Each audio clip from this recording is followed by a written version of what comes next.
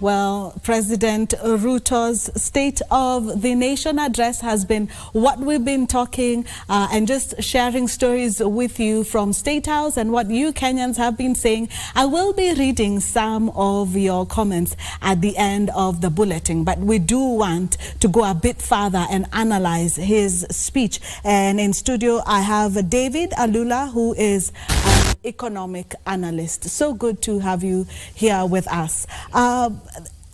Should I, you know, the interesting thing is, as I was listening to the comments from people and even the president speaking, it really felt like maybe it should not have been called the State of the Nation's address, but the state of the economy. What was your feeling of today's speech?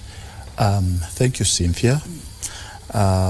Today's speech of the State of the Nation address seemed to a little bit to be a kind of disappointing to many Kenyans, because according to my thinking, the president was too systematically addressing things that he has tried to achieve, avoiding completely issues that Kenyans wanted to listen. For example, matters to do with the rising cost of living. Many Kenyans were expecting the president would talk about the matters of high cost of fuel. He would talk about the taxes. We have messes at the KRA, at the airport right now. Those are some of the things we thought we could have had a chance to hear him address, so that there is calmness amongst people. But there was more anxiety coming through, because he decided to deal completely with matters of agriculture and subsidized fertilizer, which has worked for his administration. He at some point even talked about the 6 judges that were appointed shortly after his swearing in, which to me, I think it is now overdue. The issues at hand right now is, how do we deal with the cost of living? Parents are staring at a hiked fees next year, matters that I think everybody would have loved to hear the president talk about it, and many other factors that indeed as a nation, I think we are struggling in many areas. He promised Kenyans a lot of economic growth, sustainability of those who are doing small-scale businesses. Probably the mamambogas and boda-bodas would have wanted to hear some promising voice from the president, telling them, we understand things are tough out there, but we are doing something to get them better. But unfortunately, that did not come out. So maybe it could have just been a statement of president trying to analyze what he has achieved so far, because he talked about the cost of ugali going down, which we appreciate that when he took office there were challenges, but there is more to life than ugali. There is more to life, because guys have parked their vehicles. People are no longer driving. Why? Because they can't afford the fuel. Then we have issues of high taxation, where I feel many people are either running away from doing business or will try to find a way of evading to pay taxes. So those are some of the things I would have expected the president to talk about, but unfortunately he did not. But to be fair, this speech is also meant to be a scorecard for him to even just talk about the things that they have achieved this year. One of the things that he did talk about is the challenges that the nation is facing. I want us to go to fuel prices, which is something that even as we were listening to people all over the country that KBC spoke to, a lot of them did complain about that. So when it comes to fuel prices, what were you hoping to hear the president talk about and tackle when it comes to the increase of fuel prices that we are seeing every month? You know, I think 2 days or 3 days ago, there was these stories coming from across the border that Tanzanian prices have gone down. And now you see, since we are neighbors, you know, if my children will hear the neighbors' children eating meat and I'm serving them sukuma wiki, they'll be excited knowing that today maybe Dad will bring home meat. So we know one of the reasons to why prices of fuel and even the cost of living is high is because of the high taxation. And if there was a way for the government to consider probably reducing the taxes on fuel, it will help the price to go down. So probably I was anticipating or hoping the president would say, yes, we want to cap this from 16 maybe to 10 yes, or 8%, at least for now, as we try to work out things. But again, we all know that one of the things that the president has made clear every time he speaks is like he's committed to making sure he raises more and more taxes. So since he's there to get these the tax things work, yes, we have to understand and give him a chance. It's just his first year in the office. Probably, you know, if you moved into a new house, you have to struggle where to put a seat or to put your screen. But maybe as time goes on, he might want to find a better way of dealing with the matters of the rising cost of living, yes, especially which has been activated more with the high taxation almost on everything. Because today, I think the newest song in town is high taxation. Everybody's afraid of tax. Yes. Everybody's talking of and figuring out. I was reading a column the other day on a Business Daily where they said people are now trying to find a way to avoid using till and pay bills, yes, because they have a way of tracking, yes, the tax. Yes. So you just come, pay cash, and it is done. Yes. So, you know, there must be a better way. Yes. I feel there is still a better way. Yesterday there came this news about having to pay for replacement of ID with 2,000 and so many other things. And I tend to feel, much as we want to raise taxes and monies to keep the economy running, but again, you also have to consider the people you are taxing. Yes. Because most of us know that people who are applying for new IDs, for example, are children who are coming from high school, finished high school, and yes, some of the people in this country, they live below poverty line. Yes. So if you tell them they need to pay 1,000 shillings to acquire a new ID, then you are telling them you should stay without ID for long. Yes. Because if I can't afford 1,000, what should I do? I should just loiter around and wait for a time when things will work for me. Or somebody was joking today saying we should wait until 2027 during electioneering here. Yes. Here they will give us an opportunity to register since they need votes. Yes. So I think there is still a better way.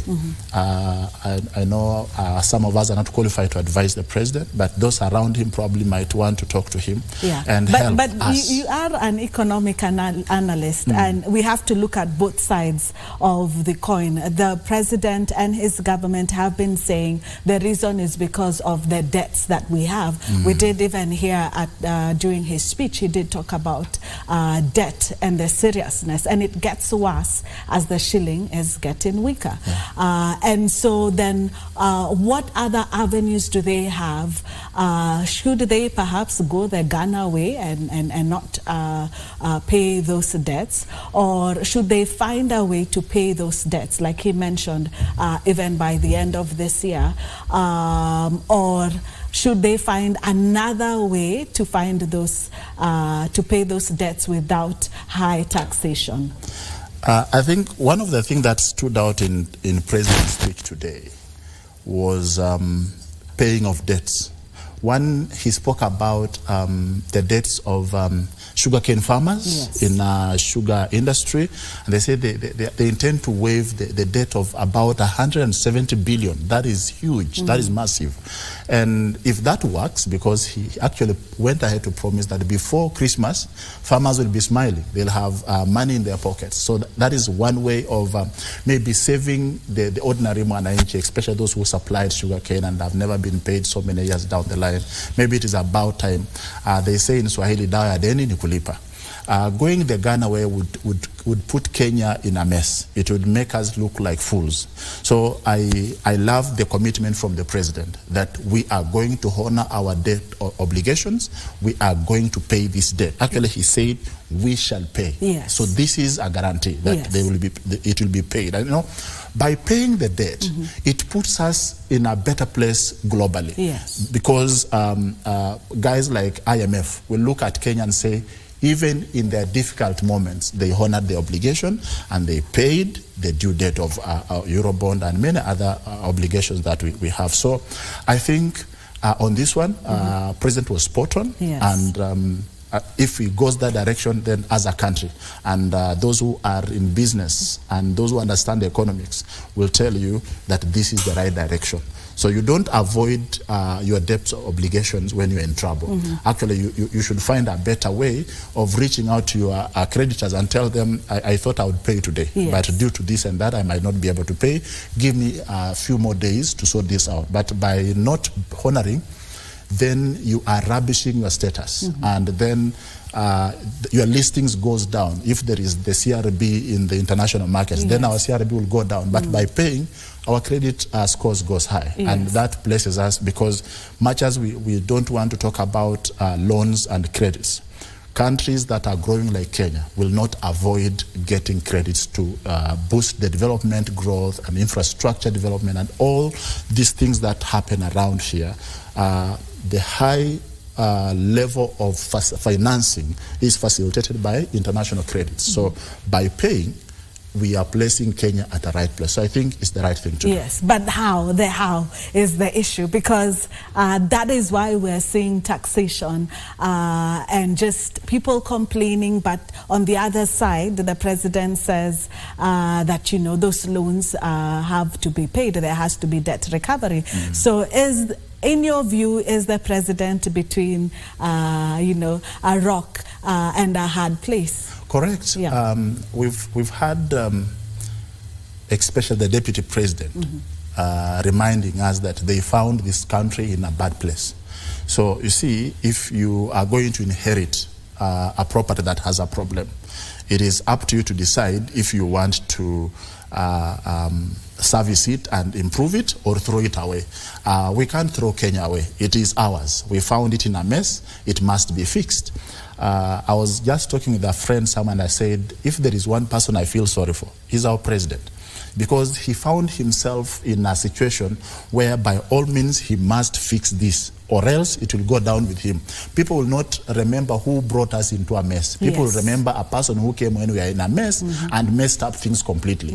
Or somebody who found us in a mess and picked us up and molded us and gave us an identity. So president is in a tight place, but he has to do this because by all means, Kenya must move forward.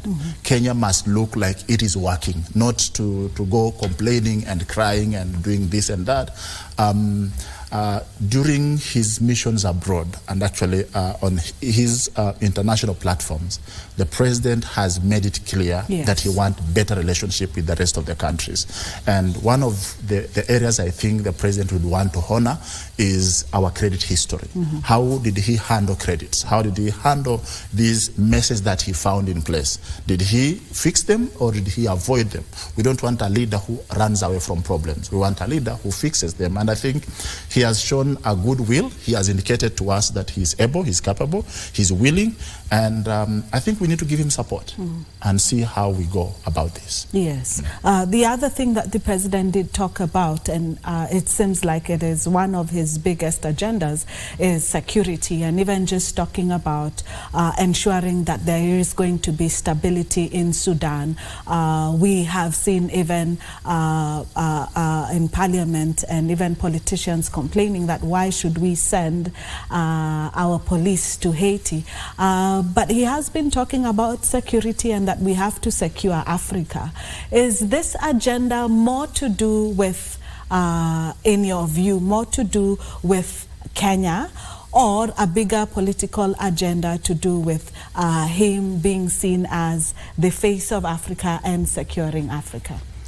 Well, I think since President Ruto took office, he has appeared to be presenting Kenya as the bigger brother in Africa. And one of the things that I think he's been doing is to try as much as possible to help Kenya lead the path in solving the problems. So in terms of security, I think he really spoke about it strongly. And I think he gave a better account that we are doing everything humanly possible to ensure that we are securing first within our borders. He spoke about the North Rift. And all of us know that in a couple before now, a few months ago, bandits were giving us sleepless nights. Yes. But for some reason, since they took over the initiative, we've been seeing a lot of improvements. So give credit where it's due. I think in terms of security, the president's agenda and policy might be working. It might not work instantly. Yes. It requires time, but the president has proven that he can handle this thing, he can manage.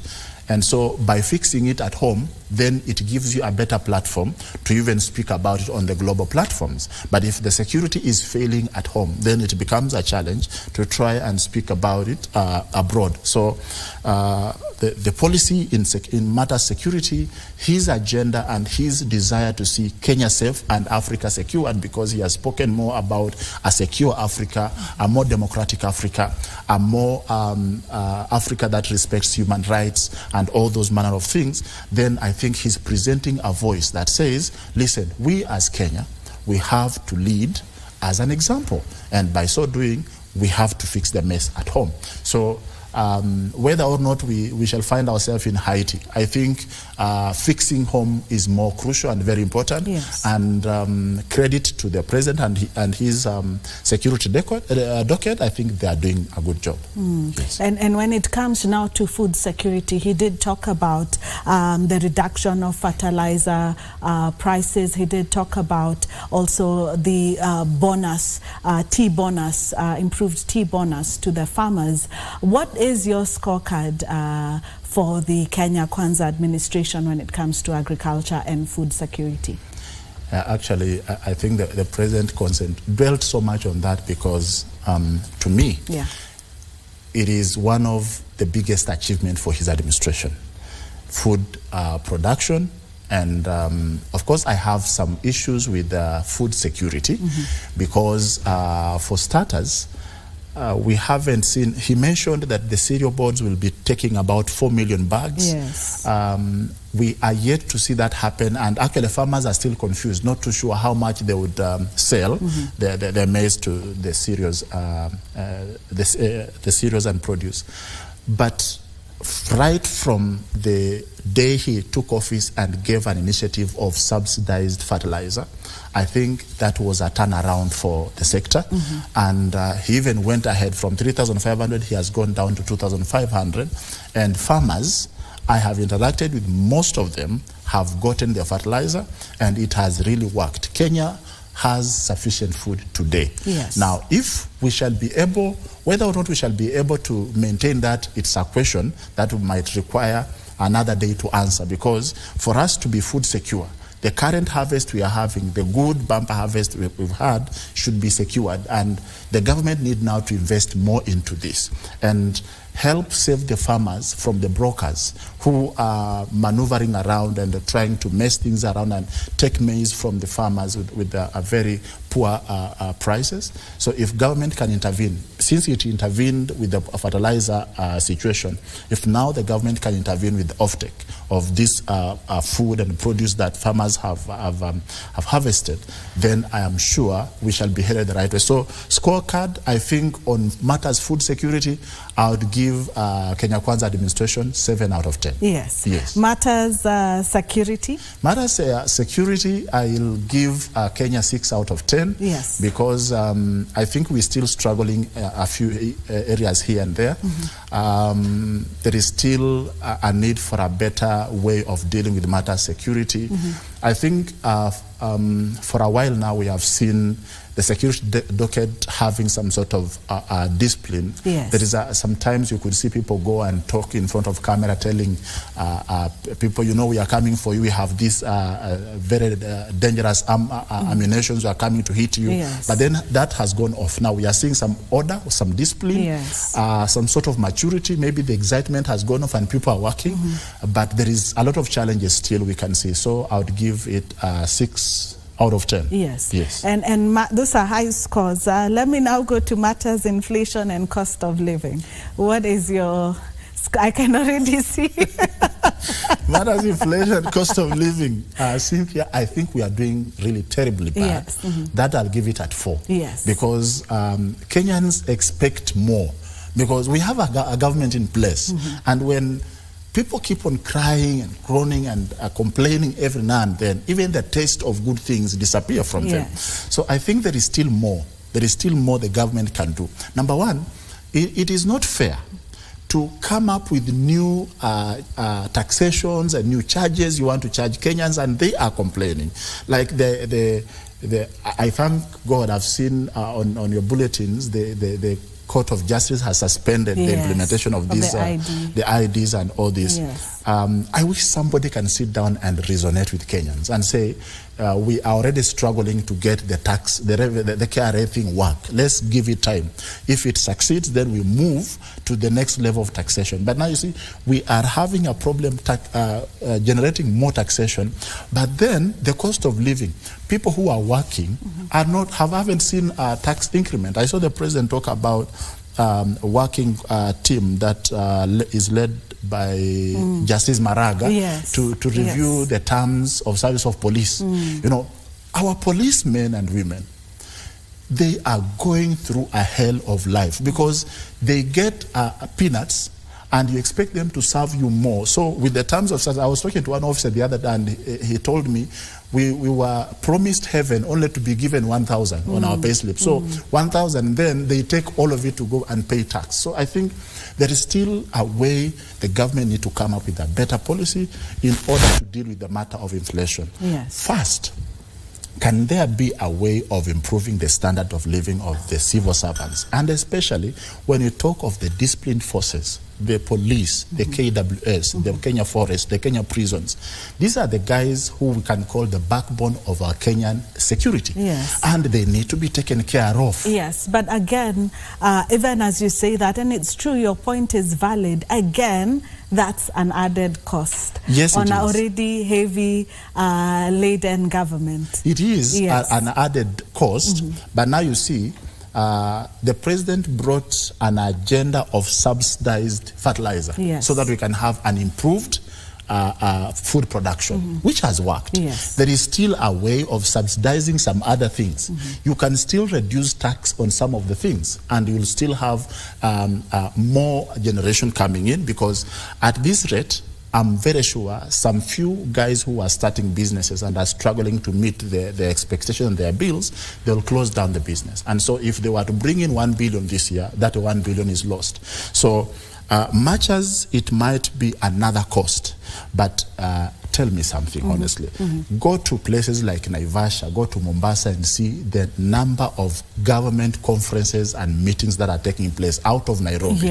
And yet the government has boardrooms. We have really good government facilities where the meetings and seminars and trainings can take place and reduce on the expenditures. So we can still reduce on expenditures on conferences and workshops and seminars and take care of the welfare of the workers. Do you think if today's president's speech had that, how the government is going to cut costs, the reaction would have been very different? Yes, the reaction would have been very different. But again, I think because many people have been saying our president is good at giving promises and not keeping them. So I think today he was avoiding that line of giving promises, you know, I'll do this and that. And instead he came and said, I have achieved this, I've managed to do this, and now give me more time. I'll take care of the rest. So he's like systematically was kind of, I don't think it's safe for me now to go keep giving promises, because more promises and promises, and then people get used to those promises and they start nicknaming you some funny names. So I think the president was very smart today. He became that leader that he should be. Sometimes you shouldn't give too much promises, because you'll give promises and then you fail to fulfill them.